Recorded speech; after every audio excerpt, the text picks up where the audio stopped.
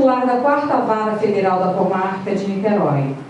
E nesse momento eu vou destacar o lastro curricular sucintamente para que os senhores tomem conhecimento, muitos já o conhecem. Ele é juiz federal do Rio de Janeiro, mestre em Direito e professor universitário, presidente e membro das bancas examinadoras, conferencista e autor de diversos livros e artigos, professor conferencista da EMERGE e da EPGF-FGV, doutor honoris causa da Escola Superior de Advocacia, OAB-RJ, primeiro colocado para o juiz federal no Rio, primeiro colocado para defensor público no Rio, primeiro colocado para delegado de polícia no Rio, quarto colocado para professor de Direito na Universidade Federal Fluminense, quinto colocado para analista judiciário no Tribunal Regional Federal, 2ª Região, oitavo colocado para juiz federal, primeiro colocado no CPOE-RJ, primeiro colocado no vestibular de Direito da UF, presidente do Conselho Editorial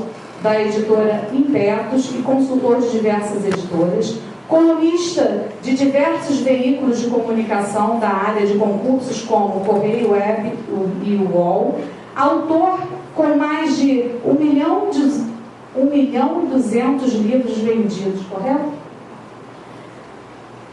Mais de 2.300.000 pessoas já assistiram suas palestras, mais de 170 semanas nas listas de mais vendidos, primeiro colocado na lista da Veja, Folha de São Paulo, Você S.A., Valor Econômico, Public News, um dos 10 livros mais vendidos em 2013. E, de forma sucinta, que o currículo do Dr. William é bem maior, eu passo a palavra para que ele dê início à nossa conversa.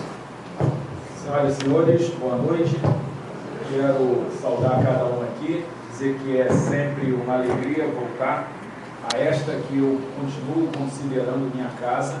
Foi aqui que eu comecei, foi nesse salão que eu recebi a minha carteira de estagiário, foi aqui que eu recebi minha carteira de advogado, foi aqui que eu tive aulas durante um longo tempo com a doutora Celita Cardoso Ramalho, fazendo um curso sobre direitos humanos, e é aqui que eu tenho a alegria de retornar periodicamente. Nós podemos estar juízes ou promotores ou qualquer outra função, mas advogado é o que nós somos no fundo, que estamos o tempo todo, desde que recebemos a carteira, já foi dito aqui pela Carmen, que é para sempre, né? E para mim é um dia muito especial também, por ver a preocupação da ordem, a preocupação dessa subseção com as pessoas, com os advogados, seja com o jovem advogado, seja com o advogado que já tem uma carreira extensa, a preocupação com a mulher advogada, dá para perceber esse cuidado, e foi em cima desse cuidado que eu fui procurado. Então a Cecília e a equipe dela tiveram essa preocupação de falar em momentos tão difíceis como o Marcos acabou de mencionar. São tempos difíceis, mencionando um ministro, há pouco tempo advogado, ministro do Supremo, há pouco tempo advogado. São tempos estranhos, definitivamente a conceituação está correta. E algumas coisas também me trazem alegria, porque se a gente tem na voz do Marcos Vinícius as preocupações e ansiedades naturais do seu tempo, do seu momento de vida, e que certamente é a preocupação de muitos aqui por estarem começando a carreira, nós também tivemos palavras acalentadoras e de ânimo da Carmen. E, sinceramente, Carmen, eu não precisaria dizer mais nada. O que foi dito aqui já seria o suficiente, porque, para mim, pessoalmente, já foi uma palavra, e eu não sou advogado, eu sou magistrado, mas você pode ter certeza que a senhora trazer à memória essa paixão é muito importante, porque é essa paixão que nos faz suportar o Supremo Tribunal Federal que nós temos hoje.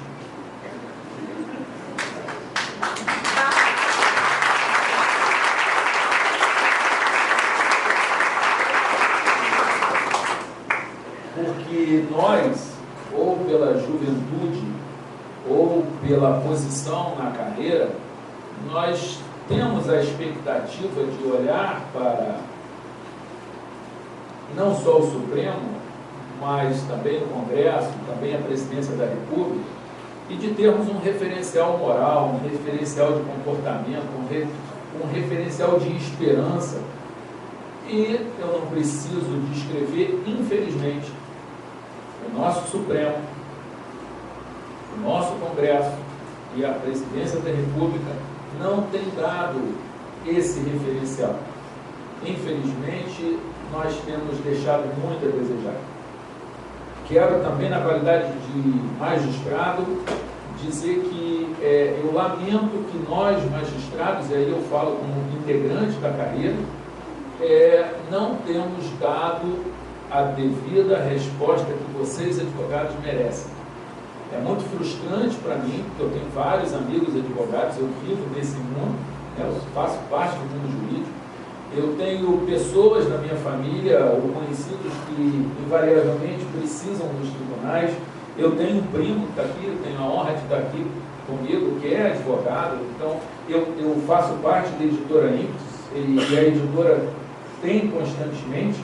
Então, vez ou outra, eu tenho orgulho do poder do qual faço parte, tenho orgulho de algumas decisões judiciais, mas, lamentavelmente, é triste quando a gente tem tanto juiz que não valoriza o trabalho do advogado, que não respeita o trabalho do advogado, que não atende o advogado, e veja, lá na quarta vara a gente tem um sistema.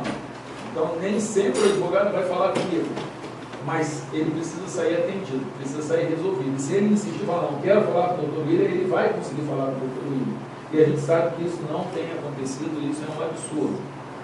E eu lamento, eu quero dizer que isso me entristece, me envergonha, e a gente precisa mudar essa cultura onde os juízes, alguns juízes, não vou usar estabelecer percentual, mas alguns juízes, um percentual dos juízes não está valorizando a advocacia como deveria, nem respeitando o cliente.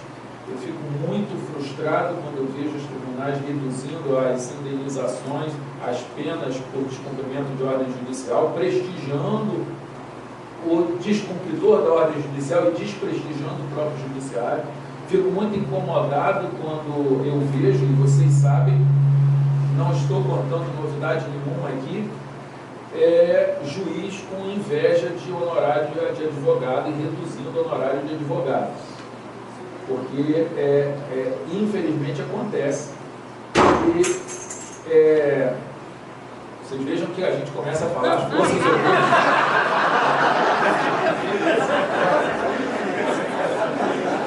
Devo informar que enquanto não vierem tiros, continuarei falando.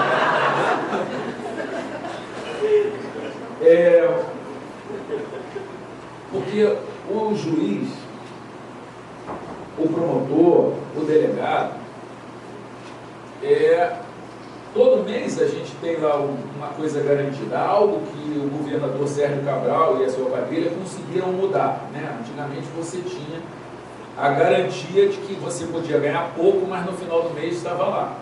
E hoje mesmo eu recebi uma ligação da minha tia, uma senhora de 78 anos de idade, professora aposentada, me pedindo ajuda para pagar o plano de saúde dela, porque ela, professora de estado aposentada, não recebeu. Então nós conseguimos chegar a esse ponto aonde uma mulher, uma idosa, aposentada, não tem a garantia do salário. Mas tirando essas situações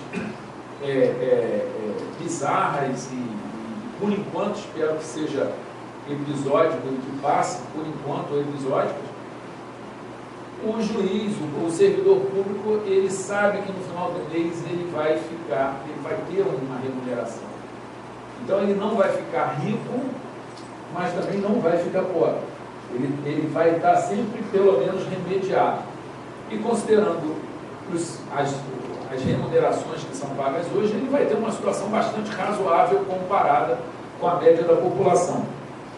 O advogado não. O advogado, cada mês que começa, ele está ali dependendo da decisão, do alvará, dependendo de aparecer um novo cliente, ou eventualmente, ok, ele tem a advocacia de partido, mas ele também está dependendo da empresa não quebrar, da empresa não pedir para redução. porque no meio dessa crise, a gente sabe, tem milhares e milhares de empresas fechando, então o advogado que trabalhava para essa empresa, a gente tem o desemprego do seletista da empresa, mas a gente também tem o impacto disso nos prestadores de serviços, como é o caso do advogado. Então, eu quero deixar aqui registrado que, infelizmente, nós temos essa falta de percepção. Eu, sempre que posso, passo essa notícia de que eu acho que vocês, olha, vocês são heróis. Primeiro, de aturar alguns dos juízes que os outros têm que aturar. Eu trabalho, eu tento não ser um destes juízes aos quais me refiro nesse momento. Eu tento ser um juiz que não merece essa crítica que eu estou fazendo. Mas vocês sabem mais que eu que, infelizmente, nós temos juízes e diretores de secretaria e escrivães e funcionários públicos que não estão respeitando vocês. Eu quero dizer que eu lamento muito e que vocês são verdadeiros heróis e a gente precisa de vocês. Como que nós, juízes, precisamos de vocês? Como que nós, juízes, precisamos de advogados sérios? Como precisamos de advogados competentes? Como precisamos de advogados que saibam redigir, que saibam explicar o problema para a gente, que saibam colocar as coisas, que saibam brigar, mas brigar do jeito certo, não é o brigar por brigar, mas brigar pelo interesse do cliente, brigar para que seja feita a justiça. E aí, gente, assim como eu preciso de paixão para lidar com os meus tribunais superiores, com algumas decisões que a gente tem que enfrentar, porque a gente tem a corregedoria, a gente tem o Conselho da Justiça Federal, a gente também tem os nossos dramas. Eu sei que vocês precisam de paixão para suportar tudo isso que estão sendo obrigados a suportar. A gente está tendo que suportar todas as crises da vida, mas a crise do país e a crise do Estado do Rio, que é maior ainda. Mas nesse momento, uma coisa é certa: se a gente desanimar, piora. Se a gente desistir, piora. Se está difícil nadando contra a maré, eu quero dizer que vai ficar mais difícil se parar de nadar, se for junto com a maré, porque a maré, infelizmente, não está levando para um bom lugar. Eu me sinto nadando num rio contra o fluxo do rio, contra a maré, indo contrariamente à direção da água. Mas eu tenho a ligeira sensação de que a água está indo desabar numa cachoeira muito grande. Então, está ruim nadar contra essa maré, mas eu acho que ainda é melhor do que você parar de nadar e bater na cachoeira e levar um tombo bastante grande. E, felizmente, nós temos visto pessoas levarem tombos. E aí, nesse momento de tanta crise, a gente tem que reconhecer, e aí me permitam o justo orgulho, que apesar de tudo, alguma coisa mudou.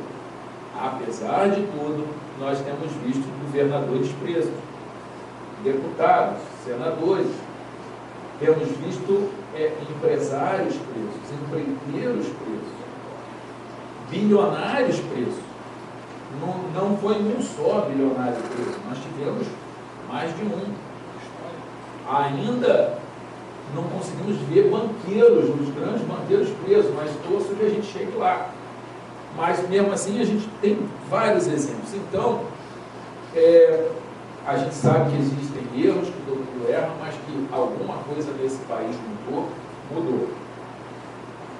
Dentro desse cenário todo, é bom que a gente possa sentar um momento aqui na OAB e juntos refletir e nos solidarizar com os tempos difíceis pelos quais estamos passando.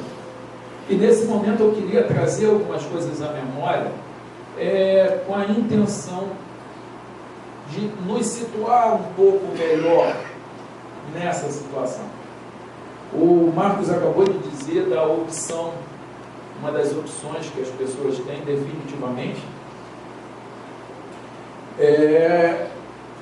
se mudar para o Estado brasileiro, que é o mais organizado, com mais segurança, que tem mais emprego, que tem asfalto liso, a Flórida. Eu sei que alguns estão pensando na Flórida, o Marcos também cogitou a Austrália, uma boa opção, o Canadá, tirando o frio, uma ótima opção. Só que a gente tem que pensar em outros países também. A A gente tem que lembrar da Síria, a gente tem que lembrar do Sudão do Sul, do Iêmen, a gente tem que lembrar de Moçambique, que está em guerra civil, a gente tem que lembrar da Coreia, a gente tem que lembrar do Paquistão, da Venezuela, muito bem lembrada aqui do lado, cuja situação é dramática. Eu costumo dizer que a gente empatou em termos de país. A gente não conseguiu nascer na Austrália, na Nova Zelândia, Marcos, lá mesmo, você deu azar. Mas eu te dou uma boa notícia, você também não nasceu na Venezuela, nem no Sudão do Sul, e nem em outros países. Então a gente empatou. A gente empatou. E eu trouxe aí para vocês uma foto de uma das várias tragédias que o mundo tem passado. 70 e poucas pessoas estavam dentro desse caminhão, indo clandestinamente de um país em guerra para a Europa, e alguém deveria ter ido lá e aberto a porta do caminhão. Isso não aconteceu, mais de 70 pessoas morreram asfixiadas aí dentro. Esse cidadão é um cidadão de classe média, não é um cidadão pobre da Síria. Ele simplesmente conseguiu vender os seus bens, pagou aquele barco para sair da Síria e ir ali para fugir para a Europa, passando pela Turquia, passando por aquelas ilhas, e o barco começou a afundar. E no caso dele, não foi o caso da família do Aylan, aquele menininho que faleceu, que apareceu na porta, na praia. Esse cara, eles conseguiram ser resgatados. Imagina você com a sua família dentro de um barco, vendeu tudo, fugindo de uma zona em guerra, não sabendo para onde vai, o barco começa a afundar, e no meio desse naufrágio, o sujeito consegue ser resgatado, chega um navio de socorro. Imaginem a sensação de alguém passando por isso. E esse cara passa tanto pela alegria da família ser resgatada, quanto pela angústia de não saber o que vai acontecer. Esses caras são caras, eu não coloquei aí a foto do Aylan, aquele menininho em posição de dormir, eu acho ela extremamente agressiva, só a lembrança dela já é o suficiente. O que eu quero dizer para vocês? Gente, olha só, está ruim, está difícil, está bem difícil. Vários momentos, eu me desanimo, porque a gente viu o quanto que está difícil, o quanto que ainda está tendo corrupção, apesar da Lava Jato, apesar de tudo que está acontecendo, o quanto que os corruptos que estão roubando desse país, e roubando, não que isso justificasse, mas eles estão roubando dinheiro que nunca vão conseguir usar. Eu conseguiria ter alguma tolerância se o cara roubasse aquilo que fosse dar para ele uma vida confortável. Eu acho errado, é corrupto, é ladrão. Mas ok, vá lá. Ele foi mal criado, ele não recebeu orientação e ele quer ter uma vida mais confortável. Mas para que tanta joia? Para que tanto dinheiro? Será que esses caras vão ver o que está acontecendo nos hospitais, nas escolas, nas ruas? Será que o sujeito não consegue ver isso? Eu realmente não consigo entender isso. Agora, uma coisa eu sei, se eu puder atrapalhar, eu vou atrapalhar. Citando Caio Fernando Abreu, ele diz: não vamos nos matar, nem desistir, nem nos desesperar. Pelo contrário, vamos ficar ótimos e vamos incomodar bastante ainda. Eu pretendo que o meu poder incomode bastante ainda. Eu gostaria que vocês, advogados, incomodassem bastante ainda. Eu gostaria de ver mais ações populares dos senhores, mais mandado de segurança, ainda que encontrem barreiras difíceis. Eu gostaria de ver muito, cada vez mais, os servidores públicos dizendo não obrigado às propostas de corrupção, porque elas chegam. Eu gostaria muito de ver os advogados dizendo não obrigado para alguns clientes, porque há uma contribuição a ser dada quando você se recusa a atender certo cliente. Eu consigo entender, a gente sabemos de toda a teoria, mas tem algumas pessoas que me perdoam, eu acho que a gente tem que dizer não obrigado. porque em algum momento a gente vai ter que conseguir fazer esses caras perceberem que eles não são bem recebidos. Infelizmente, a gente está fazendo isso só nos restaurantes. A gente devia fazer isso nas urnas eleitorais e em outras situações para tornar um incômodo. Mas no meio de tudo isso, eu quero compartilhar com vocês algumas coisas que me ajudam. A primeira delas, volto a dizer, a paixão. Outras, a teoria que eu acredito muito, que é a teoria do metro quadrado. Quantas horas, quanto tempo você precisa para varrer todas as ruas de Nova York? 15 minutos. Basta que cada um varra a sua calçada. Então eu gosto muito de trabalhar essa ideia. Na minha calçada, não. No meu turno, coisa que eu aprendi com o Milton, falava muito isso, ele falava, não no meu turno. Não no meu turno, porque tanto eu quanto o Milton,